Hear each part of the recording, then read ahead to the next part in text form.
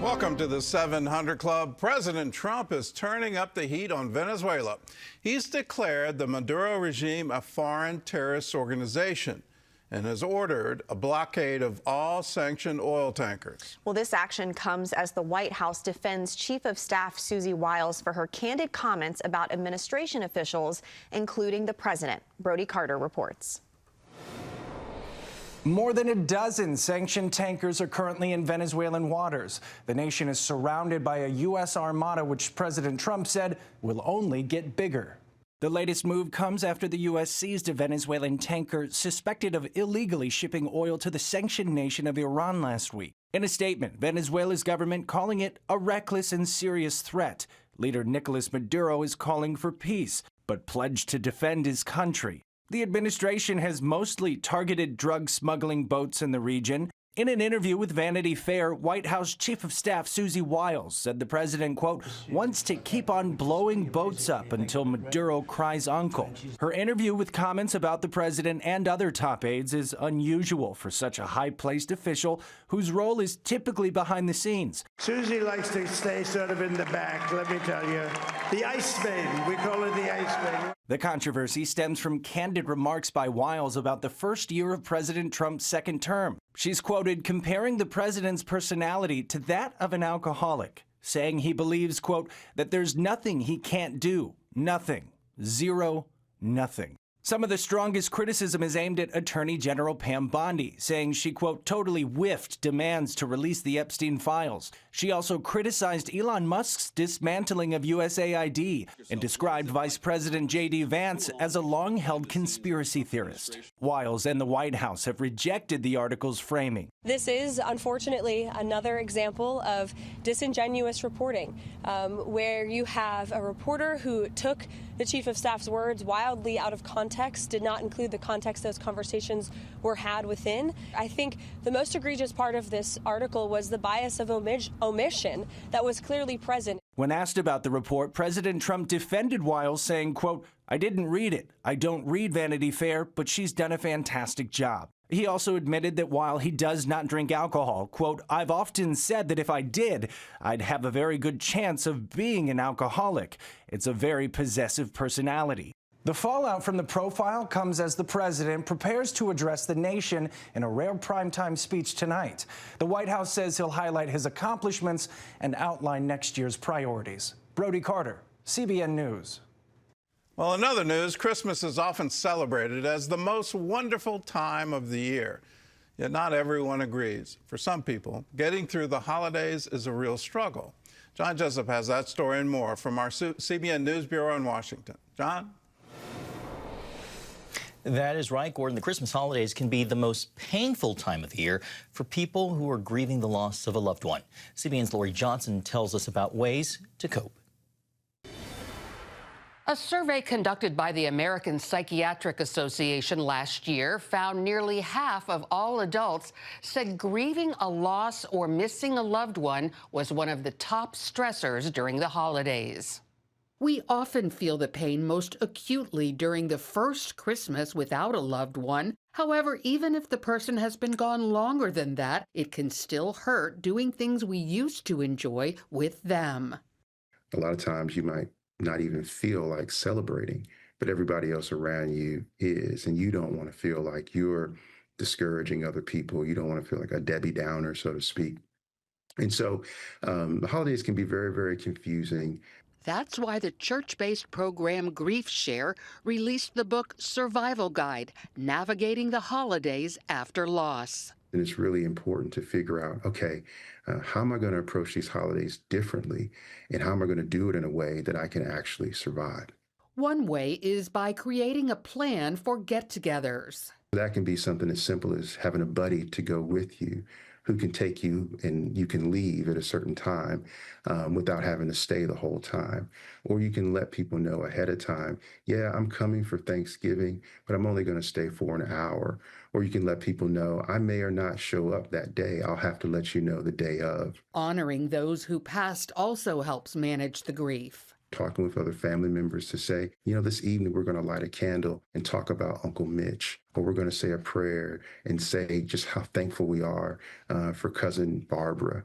Another option involves creating new traditions. And I remember we talked to a person who went on a cruise to do something different during the holidays as opposed to celebrating at home. But you can get really, really creative. In addition to the book, Grief Share also oversees holiday grief support group meetings in churches nationwide. When you go to griefshare.org, you can find out how to find a group, join a group, or you can find out how to get a group started in your church. Finally, if you know someone who's grieving this Christmas, experts recommend letting them know you care. Sometimes you don't know what you should say, and sometimes you don't have to say anything. It's just so much better for you just to be present and sit with people. So while the holidays can be painful for those experiencing grief, there are ways to get by and even find joy. Lori Johnson, CBN News. Some very helpful tips. Thank you, Lori. Well, the Trump administration is tightening restrictions on immigration, including on people from Syria and the Palestinian Authority. Meanwhile, Israel is calling on the world to fight anti-Semitism against the backdrop of the attack in Australia.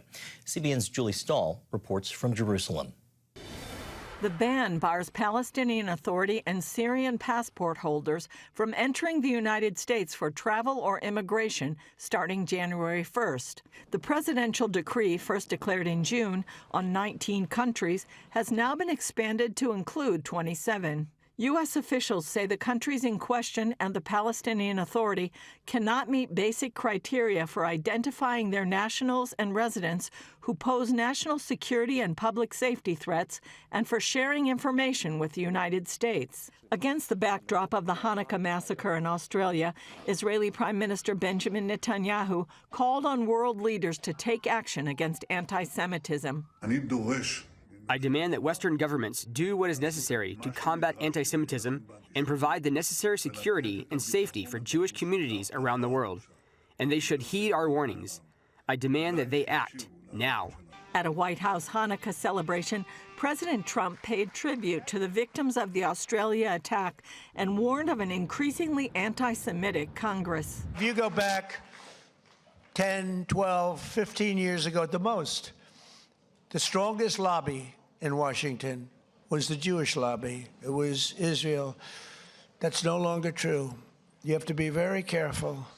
You have a Congress in particular which is becoming anti-Semitic. In an interview with Newsmax, Pennsylvania Senator John Fetterman said he's been incredibly disappointed with his own Democratic Party. People are trying to pretend these kinds of words and terms like, from the river to the sea, or to globalize the intifada and all those other things. We all know what this means, and I refuse to pander to that.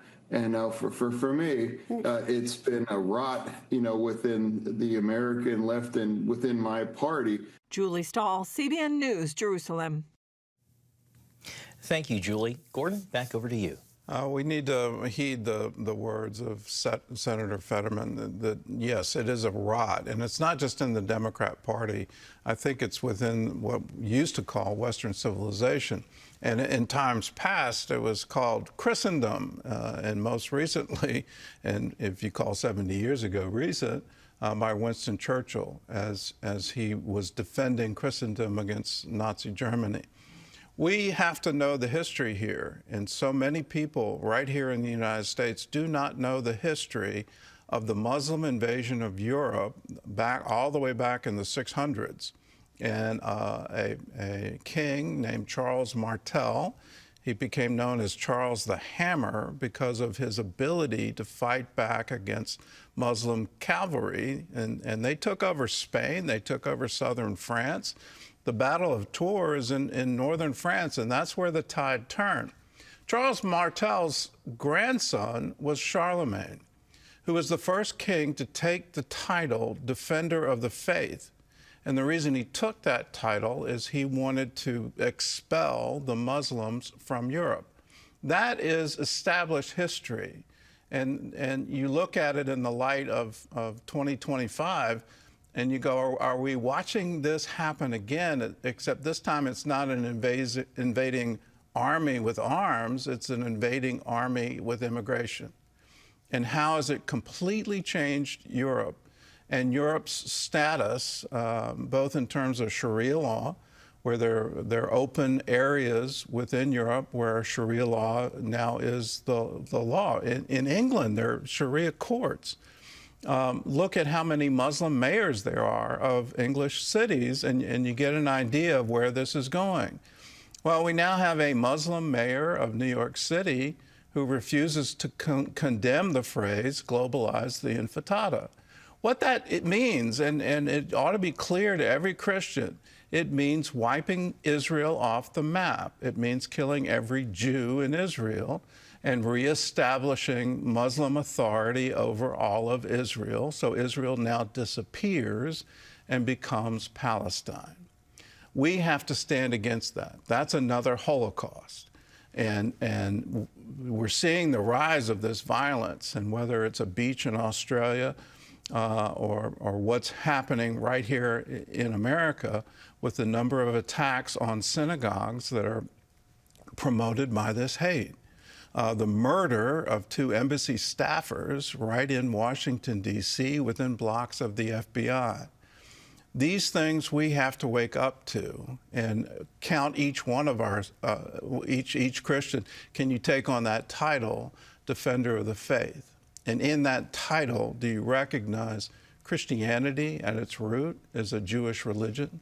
Jesus is a Jewish Messiah. The prophecies of the Old Testament are prophecies that we embrace. Abraham is our father of faith too. Let's realize what we're struggling against, and it is a global struggle. Our political leaders, for whatever reason after 9/11, wanted to downplay this and wanted to convince us that Islam really means peace. It doesn't mean peace, it means submission. And the whole goal is to have every person in a geographic area submit to Sharia law. That's what they preach. That's what they believe. It's time for us to believe it and realize that isn't the American way. There is no freedom of religion under Sharia. There's no freedom of assembly. There's no freedom of speech. You don't have those things under Sharia law.